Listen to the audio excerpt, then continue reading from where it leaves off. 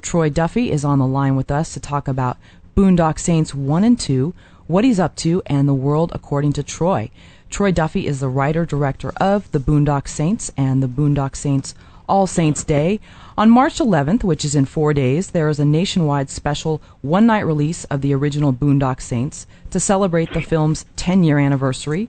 Troy and members of the Boondock Saints family are currently touring the country on the Boondock Saints tour bus celebrating this 10-year anniversary. It's stopping at colleges and venues, holding parties for fans, and giving thank you for their support. So let us welcome to Film Courage, Mr. Troy Duffy. Hello, Troy. Welcome. Hey, guys. How are you? We're doing great. Excellent. How are you? Thank you for joining us today, Troy. For those of you listening live, if you have questions for Troy, our Twitter has already been blowing up, our Gmail has already been blowing up, but you can send them through Twitter at Film Courage. Any inquiries you have off the air, you can send through Twitter or through email, filmcourage@gmail.com. Okay, so before we get to your background, Troy, since you are on tour, where are you right now, and how many days does this tour continue? Just another couple of weeks. We're going through southern Ontario, Canada right now, crossing back to the U.S. We did Toronto last night, where we actually shot both films, Boondock 1 and 2, in Toronto. We kind of faked it for Boston, took advantage of their tax rebates and the American dollar. The strength of the American dollar both times. It's kind of a little independent film trick when you think about it. Save yourself some money, stretch a dollar up here in Canada. And we came back to see these fans and a bunch of the actors that I had pulled out of the Toronto talent pool. We had a great time last night, and now we're doing New York on Tuesday, I believe. And about your tour, Troy, we have this two-part question already from a fan from Austria Ward. Any chance that you will make it to San Francisco? And secondly, who would I need to beg? San Francisco's probably not going to happen. Just because we're on the opposite end of the country right now. So we've got kind of a bunch of dates concentrated in Ohio, Pennsylvania, New York, Boston sort of area. Okay. And then we're cruising back to L.A., but we're probably going to have something in California, maybe Long Beach or something like that. Oh, nice. Okay. Well, there you go, Austria. You have to make it down to Long Beach, so stay tuned for that. Now, Troy, I read that you're from Hartford, Connecticut, as is David. Is that right? Yeah, I was born there. It's kind of weird to say you're from there. I don't remember. We moved all up and down sort of the New England seacoast when I was a kid, so I'm from many different places in Connecticut, Massachusetts, and New Hampshire. Okay, and when did you decide you were going to move to L.A., and what led you to that decision? I dropped out of school after about a year and a half, and I wanted to be a musician, so I just packed up, my dreams and my van and moved out to Los Angeles. And the script writing thing happened years later. How did your creative passion develop, Troy? Like, when did you realize, I want to do something creative with my life? I don't want to work a 9-to-5 job. I guess I always kind of knew that in the back of my head. I always am doing something creative, I even have different hobbies that are creative, keep my hands working. I've always been a guitar player. I read all the time. My father made all of his children read a novel a month extracurricularly in our childhood and give an oral book report to the whole family. Oh, wow. At the end of each month, no matter what, And, when you're that young, you want to be out there playing ball. But my father was showing us what good writing was and how that was different from bad writing or brilliant writing. And, it's made me a bit of a novelaholic, so I'm an avid reader, and writing just came kind of natural. And I don't regard sort of book writing as the same as script writing. Scripts aren't really, they're not for reading so much as being made into something else, being made into a film. So that seemed like an easier thing for me, when I decided to sit down and write one, rather than actually write a book, which, at that point you're standing on the shoulders of giants, so that was a little scary for me. I admire the belief and confidence you have in yourself. Where does that come from? I have no idea. Okay. I guess the Duffys have always been kind of a tough little clan, you know.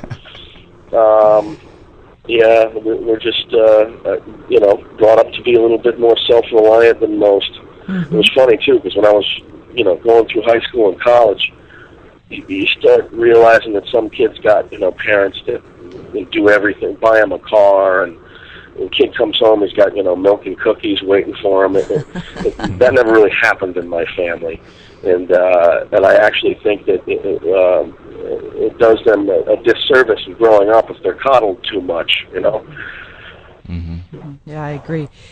Can you share the inspiration, what pulled you away from music to write the script? I mean, in those books that you read every month, were there any on screenwriting? No, I never read any books on screenwriting or anything like that, but I suppose I was just motivated. I was in Los Angeles, my brother and I and a couple of friends of ours were in a band together, and I kind of had to get this off my chest, It was just something I'd always been thinking about, little stories and little bits of dialogue just pop in my head every now and then, so I just thought to myself, geez, there's got to be some reason for it. Mostly I just put it in songs, but now I'm thinking, all right, why don't we try writing a script? I mean, I'm in Los Angeles, everybody's got a goddamn script anyway, right? So I borrowed a friend's, I had a buddy that worked at a production company. He gave me a script that was actually made into a movie, so I could watch the film and read the script and see how it was done. And I just simply copied the format and wrote Boondock Saints. And my friend Chris Brinker happened to be an assistant at New Line Cinema. I guess it was the right assistant. And he asked if he could handle it. I said, sure, go ahead. Not really expecting anything. And next thing you knew, it was like it created quite a buzz in Hollywood. Now, Troy, what was the Boondock Saints script? Was that the first script that you wrote? Yeah. Oh, so you literally pass it off to your friend, and I mean, can you give us a little bit more detail in terms of what led to sort of this buying frenzy around this script from this unknown, unheralded writer? Yeah, it's funny too, because I had the instant hatred of every writer in town when I sold my script, because it was my first script that I'd ever written. There's a lot of writers that just bang it out every day. They got 10, 15, 20 scripts, and sometimes they'll go their whole career without selling any of them. So I was immediately sort of an outcast among the Hollywood writer sect. Sure. But it just kind of happened strangely, and what my producers tell me and what my agents at the time told me, it was just that kind of writing that just separated itself from all the other stuff. I mean, if you think about it, these guys in Hollywood, they read the same types of scripts over and over and over again, so when something new hits their desk, they sort of, stand up and take note. When they enjoy reading something for a change, when they see something new on that page, it affects them differently, and that's what happened with Boondock. And what was the time frame? I mean, in terms of when you handed it off to your friend, and all of a sudden it starts getting filtered in through the system, how much time, was transpiring before all of a sudden there was heavy interest, and you have people fighting to make this film? I think it happened within a couple of months, maybe 2 months, maybe 2.5 months. CB was he's an assistant at New Line Cinema, and he was sort of obligated, if because he obviously wanted to be a producer, and he's working himself up through the ranks there, and he was obligated to go to New Line first. Mm-hmm. Well, his contacts at New Line passed on Boondock Saints when they first got it, and then suddenly it started getting a lot of heat after that. Suddenly I'm being courted by William Morris Agency, CAA, all these large talent agents. So now people are starting to revisit the script that he first gave it to, but by now it's kind of expanded out to everywhere, Mm-hmm. And Harvey Weinstein got a copy of it and said he wanted to move on it right away. By that time, Mike DeLuca over at New Line found out that it was a script that had originated within his house, and here's Harvey Weinstein moving on it, so he grabs the script, reads it, and he decides he wants it. So it becomes a bidding war between the two, which Miramax ultimately won. You know, and that's what you're speaking on. That's what leads me here. You know, this whole legendary story where Miramax bought your script with you attached to direct. They offered something like $300,000 for the script and an additional $150,000 to direct and edit. And you were going to be given a $15 million budget for the film. Your band would do the soundtrack, and they were even going to throw in co-ownership of Jay Sloan's, which is the bar where you worked. So, you know, along with this story is a documentary done on you that chronicles your struggle to complete the original Boondock Saints, and it includes your eventual falling out with Miramax. This isn't something we want to harp on here on the show, but I bring it up because the film is one-sided. You know, it's a hatchet job. And you know, this is our first time speaking with you, but we know a lot of people that know you and speak very highly of you. For those listening who only know you by the documentary, you know, I would love for you to just squash it right here, right now. Yeah, I mean, it's something that it's really strange because most reporters and critics seem to really want to believe that story. They want to believe that that's true and that's exactly the way it happened, and I'm this huge asshole.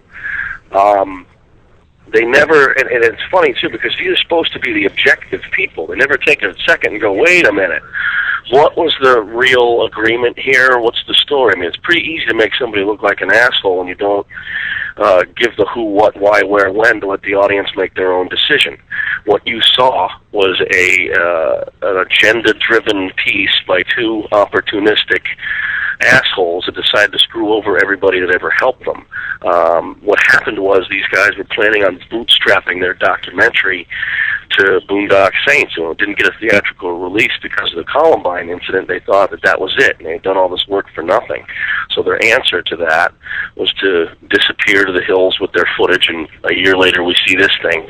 They went sensationalistic on it. It is an untruthful piece, and I suppose, you know, it helps me kind of weed out the weak ones from the herd. If anybody totally buys into that, I mean, because nobody would invest $6 in that guy. Never mind $6 million it took to make that film.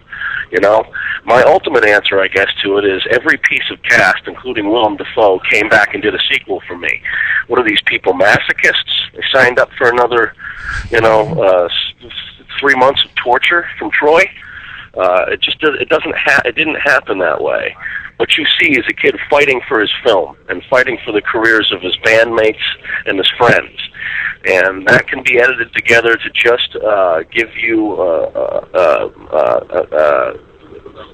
sensationalistic aspects of the story without giving you the background of what happened. I guarantee this: every young filmmaker that's out there that saw that, if they actually knew what I was yelling about and who I was yelling at and why and what the situation was, they would not have absorbed it the way that they did. And I in fact think most of them would have been on my side. I've always been a fighter. I will continue to be a fighter. You have to be, in my opinion, in independent film.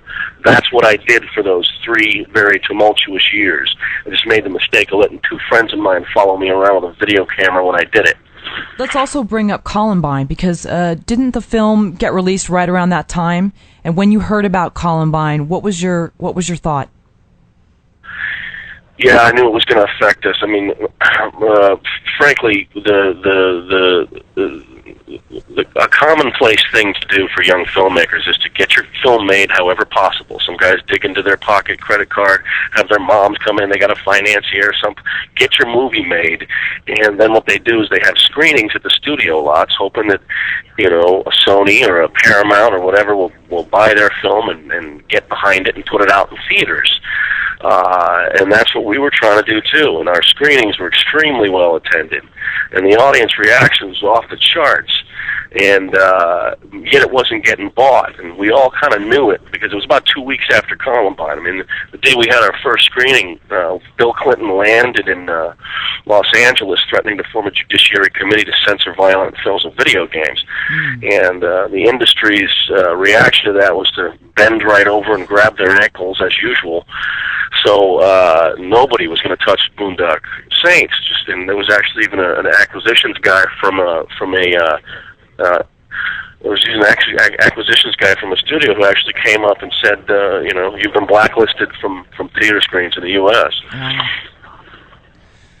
I want to take this moment. I want to come back because we have a question coming in from filmmaker Thomas Corcoran. He says, after seeing the documentary overnight, I found your personal and creative journey during the years that surrounded Boondock Saints compelling, to say the least.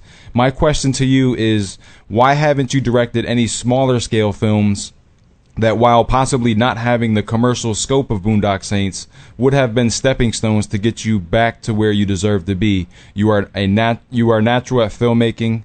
How would you respond to that, Troy?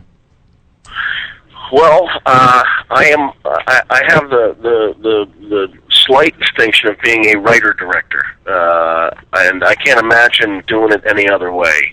So I need, I'm more comfortable directing and making films of my own stuff. That's not always possible, and some of it is smaller films than Boondock, just like he suggested. I've got about, I think, 5 scripts that I've written over the last bunch of years while we were struggling to get Boondock 2 made. And I'm going to try to knock them down one by one. But it's not so much, the size of the material in terms of small independents or larger budget films. It's just what the right material is at the time. When you make a cult film like Boondock 1, and you got an audience of millions of people crying out for a sequel, that's the next movie you do. When you're lucky enough to know what the audience wants, you do it 100% of the time, or you're making a huge mistake. Kids, this audience of people for Boondock did not want to see, my version of Precious or Frozen River. They wanted to see Boondock 2, and I fought until I was able to give it to them. So that's why I didn't do anything in between. Although I was made a couple of offers from places to do films, they just didn't happen to be the right ones. Didn't like the writing, and also knew personally that I had a very large fan base out there that only wanted one thing. Can you talk about the inner resolve that you had to see this film through? I don't know that I did have an inner resolve. I mean, in terms of seeing the film through, making it and stuff like that, that's where your inner resolve comes in. In terms of its success, that's when you got to hand the ball off to the audience. The people determine how successful a film's going to be, and that is that. I did everything I could, and I crawled across the finish line, bloody and beaten. But I learned something extremely that's valuable to me. If you build it, they will come. You make a good movie, no matter if it's theatrically released or not, the kids are going to find it and make it a success on their own. So I wouldn't say that I gave up. I'd say that me and all these actors and producers struggled like hell to get this thing across the finish line and get it made. And then when Columbine happened and we were denied a theatrical release that we so richly deserved, that was a very depressing moment. And there's nothing you can do at that point. Your movie's going straight to video, and that's that. It was at that point, when we could do no more, that the audience came in and found it and did the rest of it for us. When kids found this on those Blockbuster shelves, and it instantly created a forest fire in public that spread and spread and spread, that's when we were like, you can, all you have to do is make a good film, and the kids will find it and make it successful on their own. And Boondock Saints has become a financial juggernaut. It's been selling at record levels for the last 10 years, when the exploitation of most films is 3 to 6 months tops, and then it's over. Boondock has been constantly selling, and that audience has been constantly growing, and that's what I'm I think most proud of. We broke our asses, but it was the fans who actually made it happen at the end of the day. So Troy, was that the lowest moment, and the whole point was when you didn't get the theatrical deal? And if it wasn't the lowest point, what was the lowest point for you? I'd have to say that was the lowest point, man. I mean, imagine that. I mean, look at that timing. Here I'm coming out with a film that's even got some crazy parallels to, you know, I got the trench coat mafia stuff that was going on in Columbine. I got two characters that wear trench coats the whole movie. The violence was committed by two young guys in Columbine. I got two young guys committing depicting violence in my film.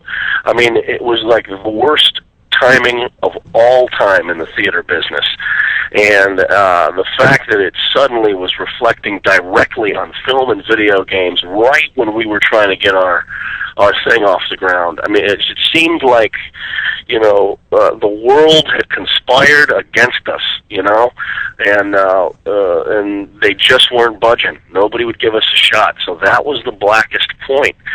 And then I guess the most bright point was when the audience found it and Boondock started doing its thing, man.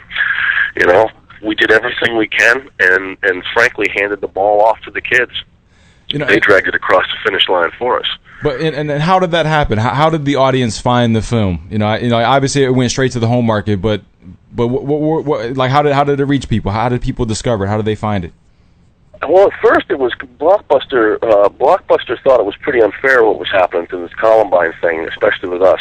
So they released it in what's called a Blockbuster exclusive, which means they put about 60 to 120 copies per store and released it as if it were a bigger film. And they also really loved the movie and thought that it would be, you know, thought that it would make it would do well financially, right? So they stuck it in there, and immediately it became their highest-grossing straight-to-video hit. You know, and Blockbuster's calling us up and going, "Guys, we can't keep this thing on the shelves." You know, so that was the first indication we got. From that point forward, I mean, it's kids finding it on their own. If a critic comes up, if a critic writes a review or reviews a movie on TV, poorly or good, I've never gone to see a movie or not see a movie based on what a critic said. But when my friend comes up to me and says, "Dude, you have to check this film," 100% of the time I do it. So you've got these fans that are spreading the word on their own. They want to see their faces, their buddies' faces change and laugh on certain things. They want to be the guy that brought Boondock into their world. It becomes like a thing where it's become very, very personal. And let's not forget, these kids were never advertised to. There was never any, you know, television commercials saying, "Please come see Boondock Saints." They found it on their own, so it became a much more personal thing for them, which is why this fan base is completely rabid, you know. I run into people all the time with the tattoos related to the film all over their bodies. You know, these fans are a whole different breed than most movie fans. For all the filmmakers listening, and for those getting ready to sign away their rights to their film, what do they need to know? Yeah, that's a strange story. The money wasn't not only just not going to me, but also the actors who had back end in the film and the producers.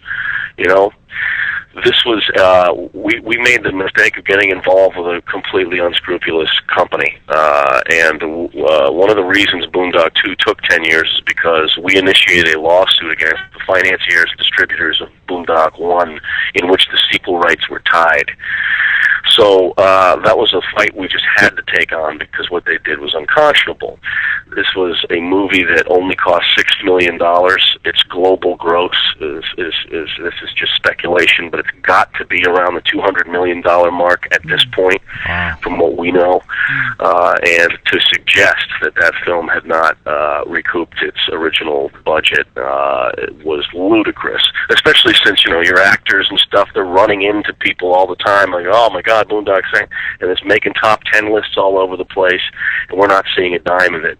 Now, luckily, I had the merchandising rights, so I was able to open up a website and stuff and sell, you know, Boondock merchandise and keep my head, you know, my personal head above water.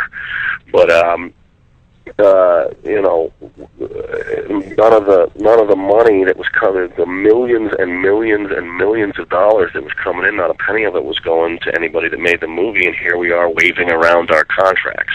To kids that believe you can't do a $100 million hit and not make a cent, I'm living proof that can happen.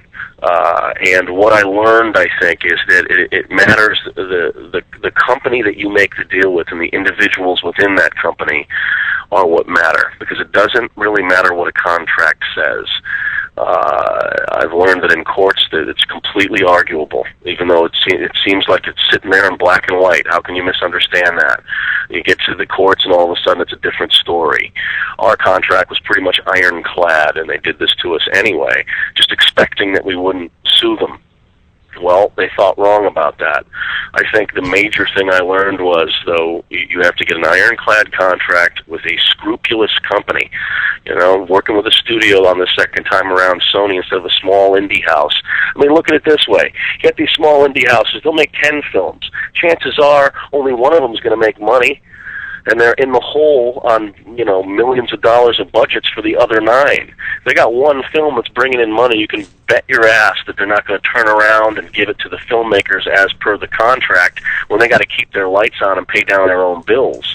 When I look around the independent film landscape, Troy, I do not see many filmmakers who have amassed the rabid fan base, the fan support that you have. And I believe this is a key, obviously, to how you have resurrected your career. Not all of us at this point can take a tour bus around the country and connect with the fans the way you are right now. But can you share specifically the ways you began to build your fan base and what you have done to nurture this fan base? Well, I mean, you know, you get a website and you commune with them and you listen to their opinions and stuff. But the fan base, you know, amassed itself and is continuing to grow every day. You know. In terms of what I do, and you know, like being able to jump on a tour bus and stuff. Yeah, sure. Maybe a lot of people aren't able to do that, but you know, we this is sort of tangibility to our crew. You know, when a Boondock fan comes up to you, there's no BS involved. You know that they're a fan. They know every line of this movie. So communing with these people is some of the funnest things that you can ever do. I mean, just last night, me, Sean, and Norm sat there signing autographs for a couple of hours, taking pictures. It's just fun stuff. But in terms of sort of activating that fan base and grouping them together on certain sites and stuff that we have and contacting them for the things that we're doing, yeah, you know, all the IT guys on the crew are pretty good at that. So whose idea was it for you to speak directly to the fans on your YouTube channel? I'd advise any young filmmaker to try to do that too. I mean, they were able to keep their finger on the pulse of production through making a film with these little YouTube videos. Sean and Norm messing around, you know, a guy threw a camera on me, you know, and I would answer fan questions. It keeps them excited about the movie. No, and it also keeps them heartened that it's actually being made and going to come out after 10 years of waiting, you know? So that kind of stuff is invaluable. And what's been the best thing that's happened so far on the Boondock Saints tour? Oh, God, I don't even know if I could pick one. The other night, we'll pick a couple. The other night, this guy couldn't get in for some reason, and I'm out there having a cigarette, and I'm talking to him. He rips off his shirt. He's got the Brothers' Prayer tattooed all the way down his back, and he's got Connor and Murphy and Billy Connolly tattooed across his chest. And I just grabbed him and took him inside. I was like, "Don't worry, we'll find a spot for you." So that was pretty cool. But I mean, on any given evening, 10 things like that happen. And you know, fans, it's funny too. One of the really funny things is they genuinely don't think. They think that I think that they're so jaded by the sort of wall between Hollywood and the fan base that they don't actually think we're going to be there when they show up to these things. And then suddenly there they are having a beer with Norman Reedus, not knowing what the hell to say. You know, so there's like there's a dearth of uncomfortable silences as well until they limber up a little bit and realize that they're not being BS'd here, you know? I want to turn back once again to our filmmaking listeners. You know, all of us are working on carving out a career for ourselves. You know, what would you say would be 5 building blocks that we have to have? Five things we have to be aware of if we're gonna be creating and distributing film for a living.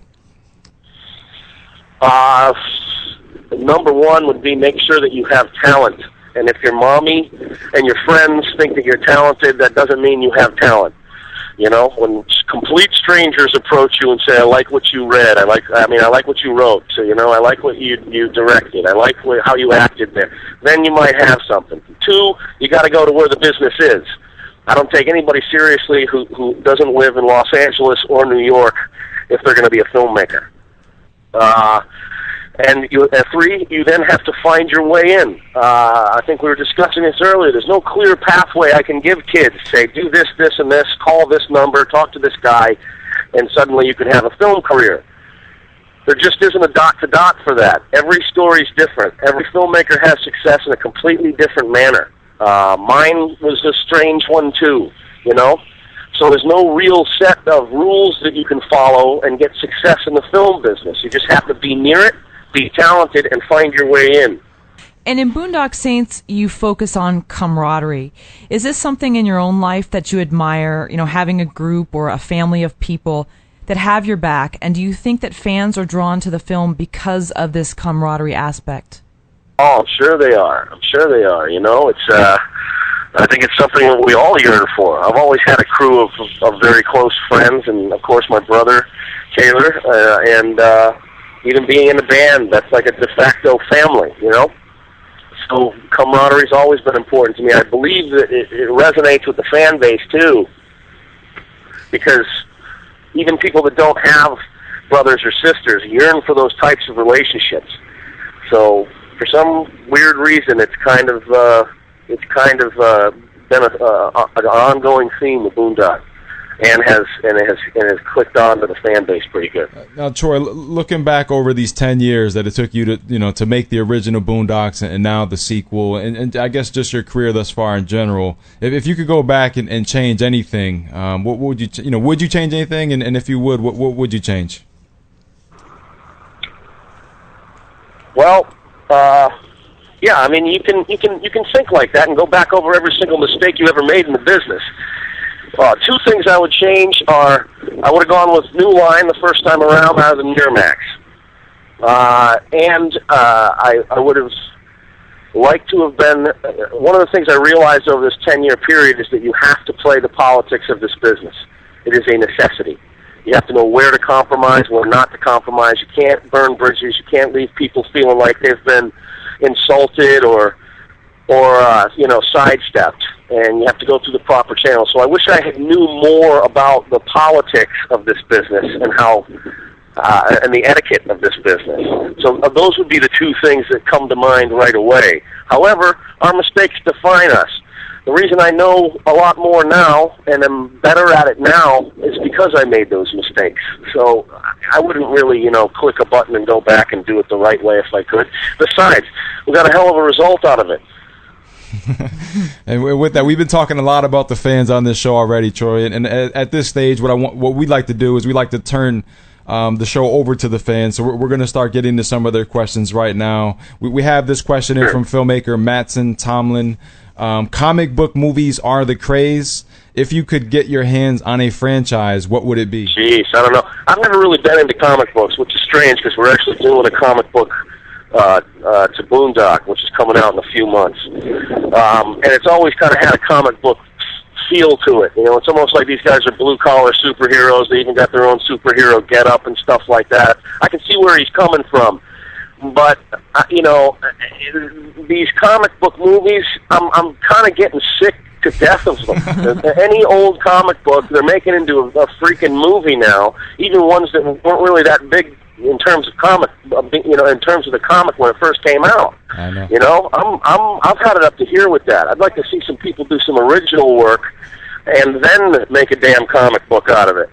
We have another question from Riley Dukes. Riley writes, Mr. Duffy, I'm a huge Boondock Saints fan. I think you all did an amazing job on the sequel. I first saw Boondock Saints when my parents rented it one night while I was off babysitting. I came home and they were already about 20 minutes into it, right when the brothers are going into the elevator to shoot the fat Russian guy. I was about 15. Anyway, my question is, what other films do you have in store for loyal fans? All right, good question, Riley. There are 2 scripts that I'm going to go out with now and see if we can set up. One is One is a buddy comedy that takes place in the 1500s called The Good King. It's a black comedy that I've written. The other one is called The Blood Spoon Council, which is a serial killer thriller that I've written. So we're going to try to set one of those two up within the next few months, and hopefully I'll be shooting that this year. Okay, very nice. We have one from someone named Seven, and their Twitter address is at Through the Lens on Twitter. Seven writes, in the first Boondock Saints, the twins show a knowledge of weapons. Most pistols aren't hard to work if you know the basics, but carbines, M4 Plus, aren't straightforward. Where does that come from? Were they in the Army or in the IRA? No, I think that's just, it's again, what we were talking about, the comic booksy superhero thing of it. They can just do it. It's just a prodigy thing. If you got two guys that believe they're, destined by God to be, killers who rid the world of evil, I'm not going to go into some backstory about how they can do all this stuff. It's just accepted because they're Connor and Murphy, The same thing with the languages they know. They just know them. And their explanations are very short. We studied hard in school. With superheroes, they can just do shit. We have this question in from Christy. Troy, what made you know that Norman Reedus and Sean Patrick Flanery were going to be the McManus brothers? What did they have that others didn't? They had a unmistakable chemistry, not only when they acted together, but when they just hung out together. From the second these guys met, they were finishing each other's sentences. So it's just a feeling, It was a feeling that we had when we first saw Norm and Sean. Unfortunately, Miramax at the time did not have the same feeling, so I tried to do a screen test to show them, and it ended up being a fight. But at the end of the day, I know that we made the right decision on that. So, Troy, I'm curious, when you're not on the tour bus, take us through a day in the life of Troy Duffy. How do you prioritize your day? What gets you up in the morning? Yeah, I'm a late sleeper. I'm not much of a morning person. But like I said, I read constantly. I try to keep creative all the time. Play my guitar a little bit here and there. Work on a script, tighten up, things, reread some of my older stuff.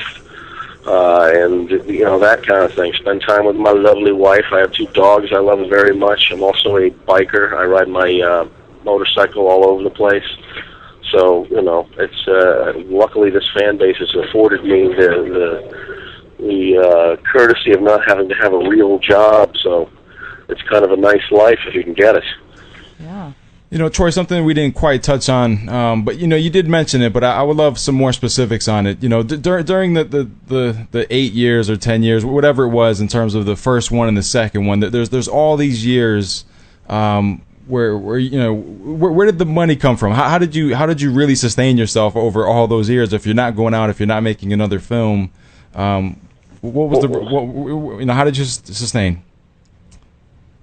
Well, I mean, it got pretty thin for a while there, man, for sure. But it was the fans, basically. I mean, from the second I opened up that website and started selling Boondock merchandise, signed scripts and stuff like that, posters, they started buying it. And it wasn't always enough to, cover, but we then started selling our stuff in retail, in this retail chain called Hot Topic. And we were able to do much higher volume. So all of a sudden, we had enough money to fund our lawsuit, which we then initiated at that point. So it took years to go through all that, but I think the fans don't know this. They kept the roof over my head and food in my mouth over the last 10 years, and funded a lawsuit by buying T-shirts. They got Boondock 2 made that way.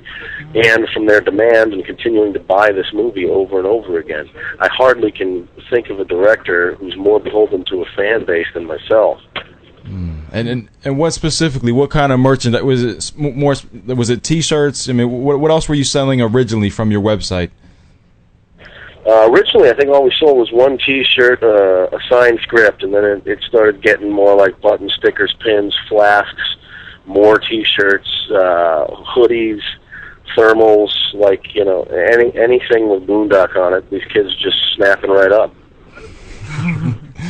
And Troy, can you touch on something that you've learned? I mean, obviously you've learned a lot over the last 10 years, but can you touch on something that you've just learned in the last couple months that really excites you as you move forward? Geez, nothing really comes to mind. Well, yeah, okay. One of the things that excites me is we got a theatrical release this time, though it be in limited release for Boondock 2. And we made $11 million in 6 weeks, I think. And this is during the, Twilight vampire thing and Avatar coming out.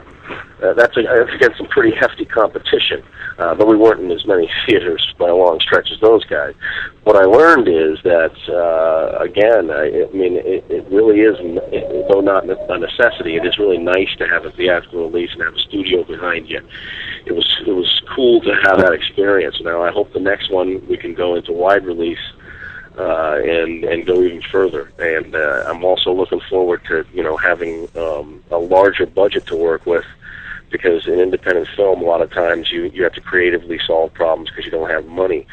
I'm kind of dying to see what it feels like to be able to put your exact vision of something on film rather than have to, find creative solutions for everything. Mm-hmm. Okay, in these last couple of minutes here, Troy, would you mind kind of bringing everyone up to speed in terms of where you are right now with Boondock Saints? I know you're on tour now. You have a national screening of the original Boondock Saints that's hitting theaters March 11th. Can you just bring us up to speed? I know you also have the DVD release. Can you kind of just sum up for everyone where everything stands? Yeah, that's a really interesting one to me. After 10 years, we're finally getting a theatrical release on Boondock 1, which, again, is a testament to this fan base. That doesn't happen, guys. Name me the film where that's happened. After 10 years, they actually put the thing in theaters. Yeah, although it's only for one night, it is across the country. So we're really excited about that. And, we're doing a gig here in New York. Was it Tuesday, Ryan? Yeah, Tuesday night. Tuesday night, we're doing a gig at Webster Hall in New York, and then we're doing Patty's in Boston at this awesome club called The Paradise. So we're just kind of out here partying with the fans right now, and that's kind of where I'm at. And I think that, if you want to extend the analogy even further, try to, cobble together a list of films where the sequel's even viable after 10 years. Usually, any time you want to make a sequel, you have a 2-year window to do that, and then people just forget and it's over. Boondock stayed alive and is more alive today than it was yesterday. So, that's where I am right now. And in the womb of my fan base. And when are we going to get the DVD release of Boondock Saints 2? The DVD comes out March 9th, which is what we're doing in New York at Webster Hall. That's our DVD release party. A bunch of guys from Sony are going to be down there, a bunch of the actors. We're going to have a couple bands performing from the soundtrack of the sequel. My own brother Taylor will be performing. I'm actually picking up my axe after 10 years and jumping on stage with him to do a couple of numbers. But, that's kind of where we're at right now. The DVD drops on the 9th. So far, we've done amazingly well in pre-sales, and it looks like it's going to be just as hot as the first one. We want to thank writer-director Troy Duffy of the Boondock Saints and the Boondock Saints 2 All Saints Day. You can find out more about the films, the 10th anniversary tour, the Boondock store with official merchandise, and lots more at boondocksaints.com. Thanks again, Troy. Thank you, Troy. Thank you. Hey, thank you guys. That was awesome.